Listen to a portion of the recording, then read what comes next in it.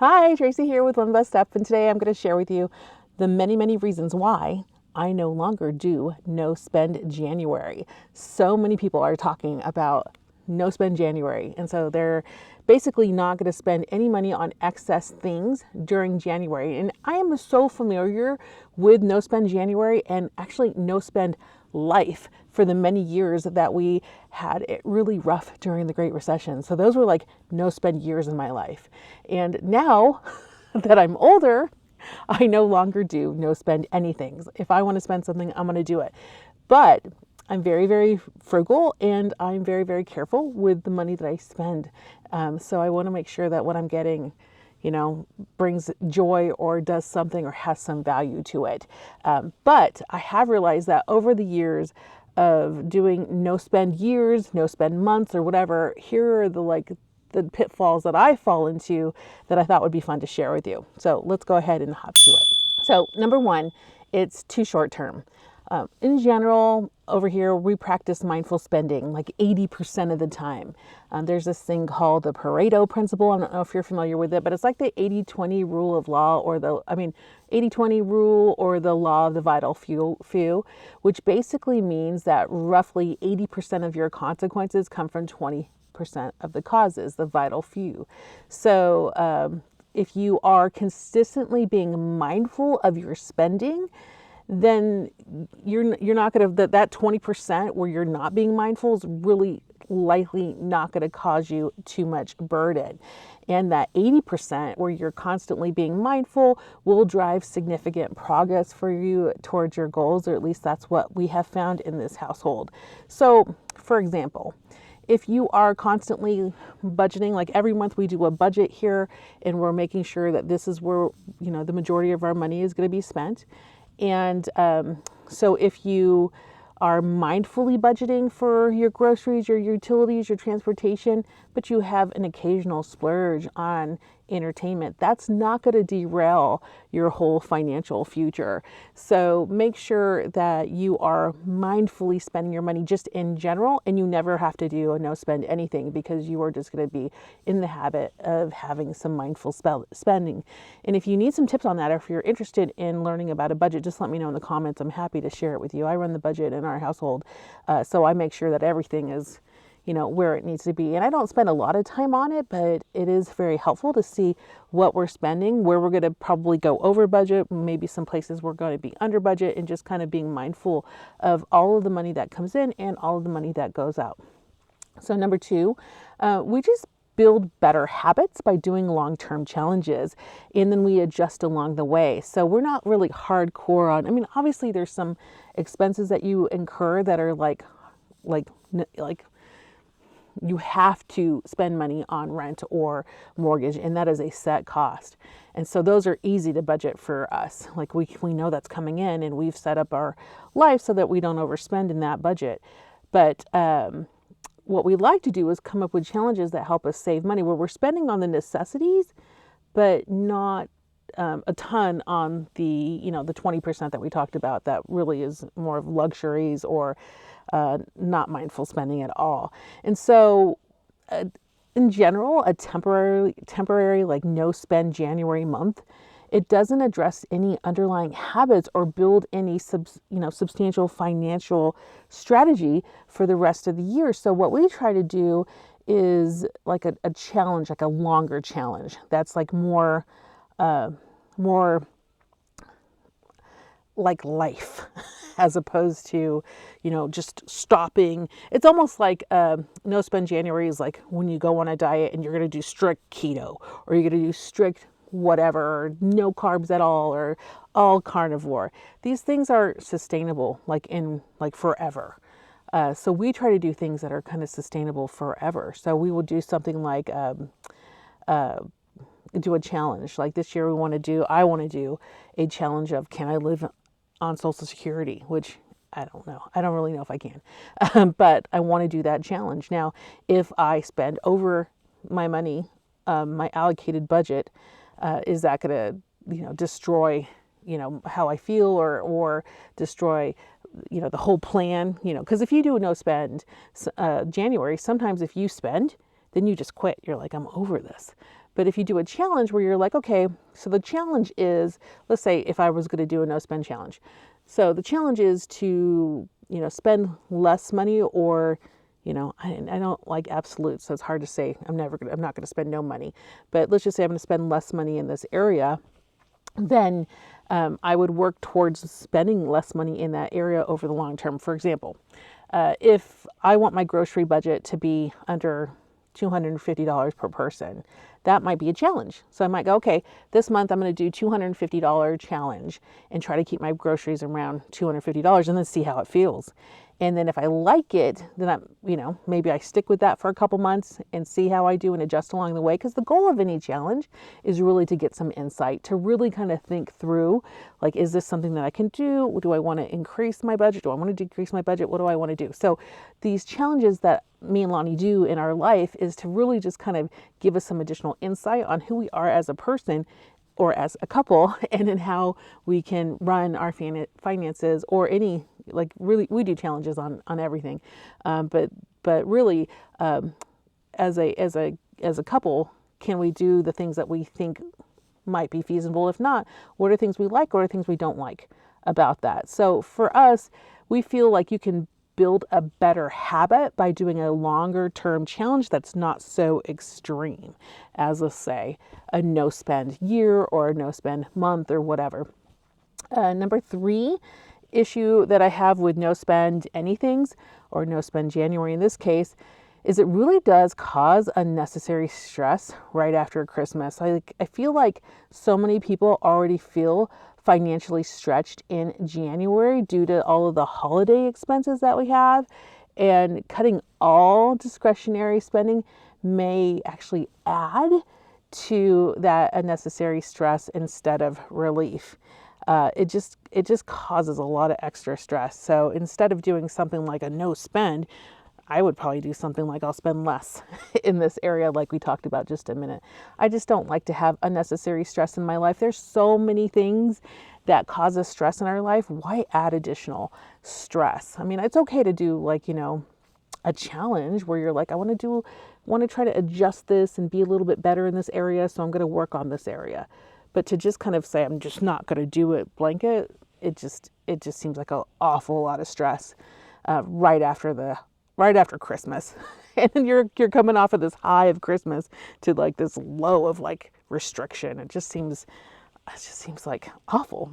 And actually it is awful because I've done it. Okay, number 4, the best sales happen in January. So why would I even use January as an example for no spend anything? Like, this is when all the retailers are trying to get rid of all the stuff that didn't sell during Christmas. Like, I could get this stuff 70 to 80% off. Why not go do that?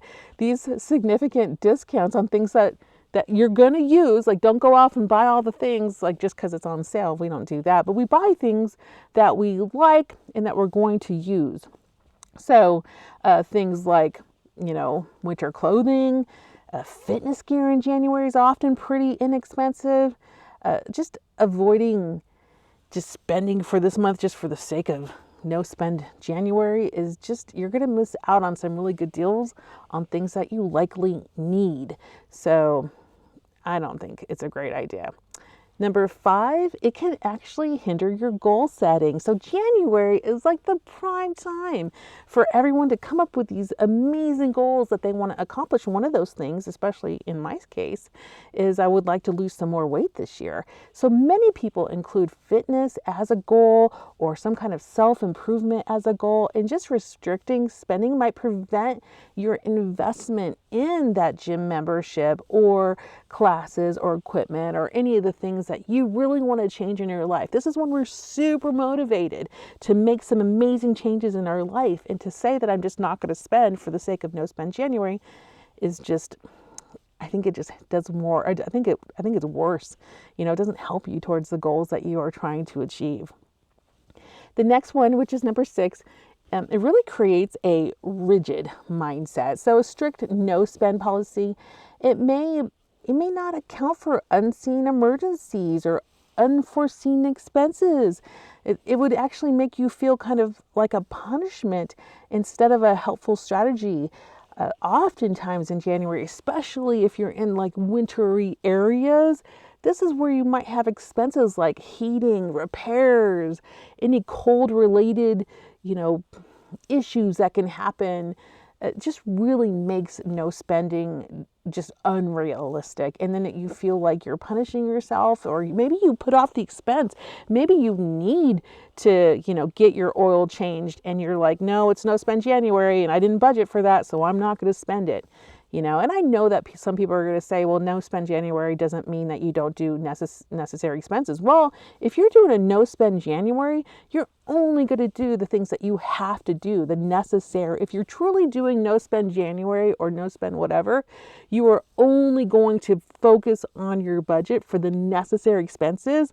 And if you don't have that extra fluff for the things that go wrong in life, then it's just kind of like you're going to fail right out the gate. So why would you even put that on yourself? Number 7, reason why I don't do no spend January is because I don't like guilt.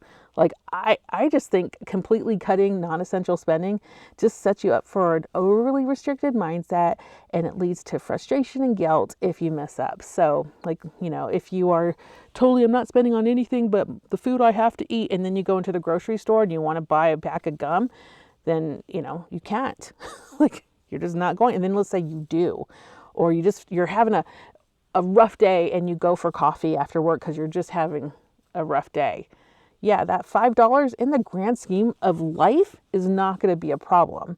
Actually, I don't even think that $5, it's up to you. Like, do your own budget. But for me, coffee's expensive if you add it up over the cost of a year.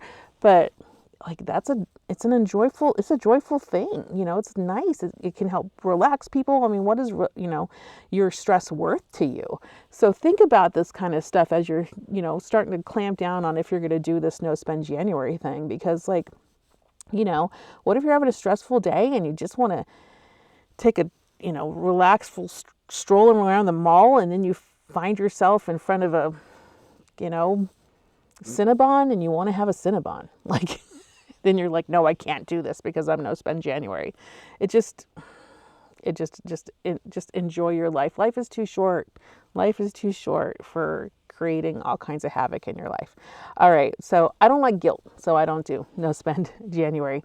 The next thing, number 8, it really can affect your mental well-being. So like I was saying just a minute ago, small indulges like a coffee outing or a movie night or a spa day. These are forms of self-care, and they're really, really fun. So removing these can really negatively affect your mental well-being, and what is that worth to you, especially over the long run? Number 9, I also think it can lead to social isolation. So social activities do often involve spending some money. I know that some of the girls that I do line dancing with, they like to go to the bar. I'm not a drinker, so I don't really like going to the bar, but that's where they do the line dancing, so then we can go. But when I'm out there, I do want to have a Pepsi, or I want to have, some appetizers, and I want to have some fun while we're sitting there chatting, and then we're getting up to do our line dancing. It's so fun. But I don't want to go there and be like, no, I'm not going to chip in on this bill because it's no spend January. I mean, that's just, or I'm just not going to go because it's no spend January. That will just create a sense of isolation for me, and then also kind of contribute to those post-holiday blues that you can sometimes have, because we just came off of a major holiday. One of my favorites, Christmas. And it just, to come off of such a wonderful high to just kind of, just seems like it would be just totally can lead to social isolation. So the last one, which I think is the biggest one, and let me know what your excuse is. If you're not going to do no spend January with me, let me know in the comments what your favorite reason is for not doing no spend January. I would love to know. And if you're someone that's like hardcore must do no spend January, let me know what you like about it, because I've had enough no spending in my life that I'm just putting my foot down and never making a commitment that I'm no spending anything. Like if I want to get something, I'm going to figure out a way to get it within my budget, and I'm going to do that over the long term. And you know what? My finances are looking pretty okay. So the last one is there's a huge potential. This is huge, guys. There's a huge potential for binge spending if you do no spend January. So completely avoiding discretionary spending in January may lead to overcompensation in February and also overcompensation in December. Because how many of you guys that are doing no spend January didn't ask for gift cards for Christmas? Or, oh, like gift cards don't count. Honey, they count. If you're doing a no spend January, that means you're not spending anything. You have to have, of course, you have to have a reason for, doing no spend. And most people who are doing no spend in January are for financial reasons. So yeah, they're prepping in December. They're like, I'm doing no spend January, but for Christmas, y'all give me cash or y'all give me credit card, gift cards, and I'll use those because it doesn't count towards my budget. You know what? That doesn't help you with building any habits into the future. So if you're constantly overspending your budget anyways, and you want to do no spend January because you think it's going to help you with your budget in the future, it's not going to help you for your budget in the future if you're asking everyone to gift you money in December so you can prep for no spend January. That is the weirdest thing I think about no spend January is everyone asking for gift cards in December. Look, if you want to work on your finances and make a challenge for yourself and do it over the long haul so you can have a skill that you can use into the future. So no spend January, total binge spending in February, total binge spending in December. And I know this because I've done it. I know this because I've prepped for no spend January. So I know exactly what you guys do because I've done it myself. And it just doesn't work for anybody. So instead of a no spend January, why don't you consider focusing on one thing in the 80-20 rule that we talked about at the beginning of this video? One of those things that will just impact your life for the future, and focus on that, and then consider joining me for, my challenge on can I actually live on Social Security? I don't think I can, but we'll see. I'm going to do a challenge and see how rough it can get. But the good news is if I do that challenge, I'll probably save enough money. I'll probably save enough money to do what we want to do in the future, which is one day build our house for cash. So we'll see if we can do that. But that would be a long-term challenge. And we'll see how we do. It'll be really fascinating to see how we do. But anyways, if you do decide a no spend January challenge is up for you, I highly encourage you to really think through everything that we talked about and really have a goal for your no spend January. If your no spend January is about helping you to work on your budget, dude, focus on your budget. It doesn't have to be a no spend January. Just start with one small step to having a better budget, like actually writing one down and trying to stay with it. That would be a great first step. So I hope this was helpful to you. And if it was, don't forget to give this video a thumbs up and subscribe. So we'll talk more about this stuff if you like it. So let me know as I kind of look through the content on our site. I'm looking to see what you guys are interested in. The ones that you guys give the thumbs up and the comments and things like that, I'll do more of. And the things you don't, then we'll do less of. So I hope this was helpful. Have a very, very, very blessed day. God bless you.